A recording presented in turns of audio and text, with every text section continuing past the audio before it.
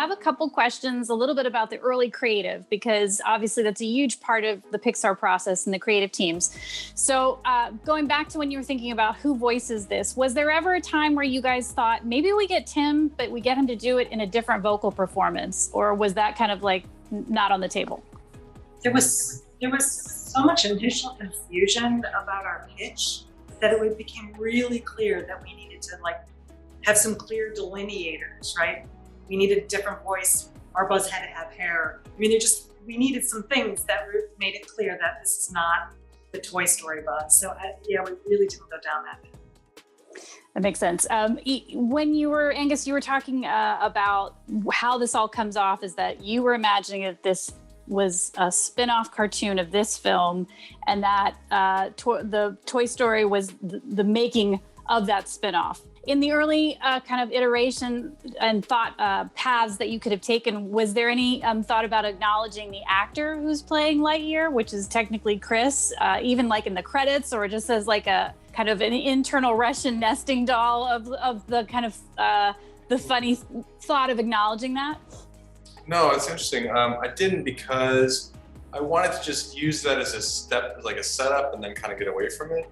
But because I don't think there's ultimately a lot of value in reminding the audience that it's a movie, in the sense that I think what's going to end up happening is, you know, when it comes out and hopefully it finds an audience, like it'll just sort of become its own thing, and people won't, there's already enough confusion going around it.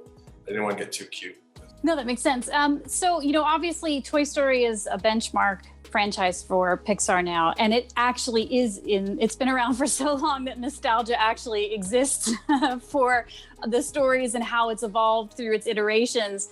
And so I'm sure there's a lot of lessons that you guys have talked about or thought about with this whole resurgence of nostalgia, and when to follow that path, and when to make movies that acknowledge that. And then even the lessons that you guys have learned that you might be inherent to the theme that you talked about with this film.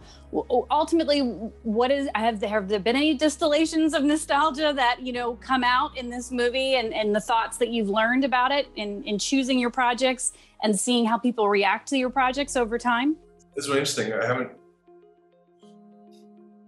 haven't had a lot of time to reflect because we're still making the movie. That's true. But I do know that there have been moments where this movie has made me go, oh, wow, like I shut that door when I made that decision.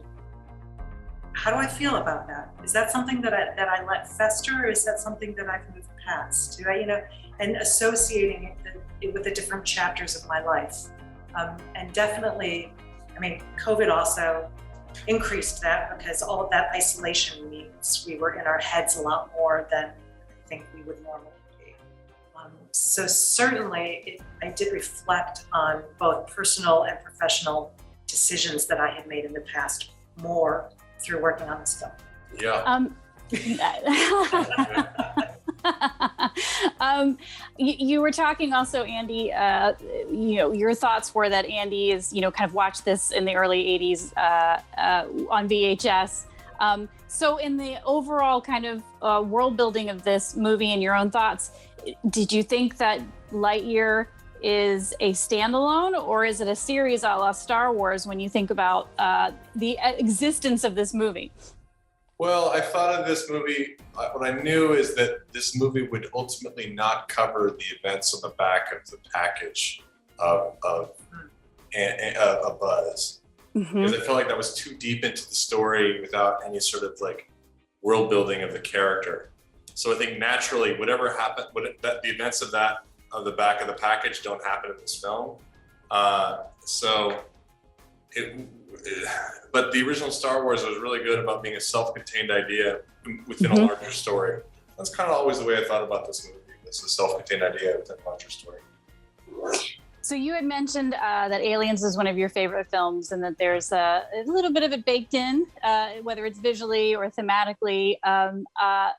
You didn't go overboard, obviously, because you don't want to take us out of the movie, but is there an alien Easter egg that you were most proud of being able to kind of fit into the movie that you want us to be looking for? There are several, but I don't think I'm ready to discuss them quite yet. Okay, good. Some pretty obvious ones for people of a certain really needs aliens. Well, I'll be looking for him. So, Galyn, I just want to ask, when you bring Kiki and Taika into it, obviously they've been part of the greater Disney ecosystem for a while. You've got two really great comedic actors and performers. The Pixar movies are really well known for that. Was a process of going through auditions or thinking about them, or did they come first up in first and foremost when you were thinking of casting the two characters? Well, I think for the Izzy role, the one at Kiki, we weren't as familiar with all of our options. I think we did a lot more listening because there's just so much more that's come out between streaming and there's just so much more media. There's a lot of options out there. So we did a lot more listening. But then once we had a session with Kiki, that was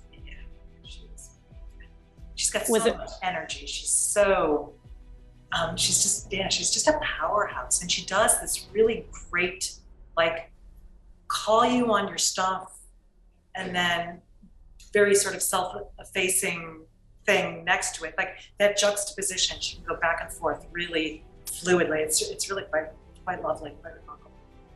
Yeah. With Taika, was it tough to get him? Yes, I did. I admit to doing some begging. I begged. Nice. Yeah. There you go. That's good. That's good. Okay. Perfect.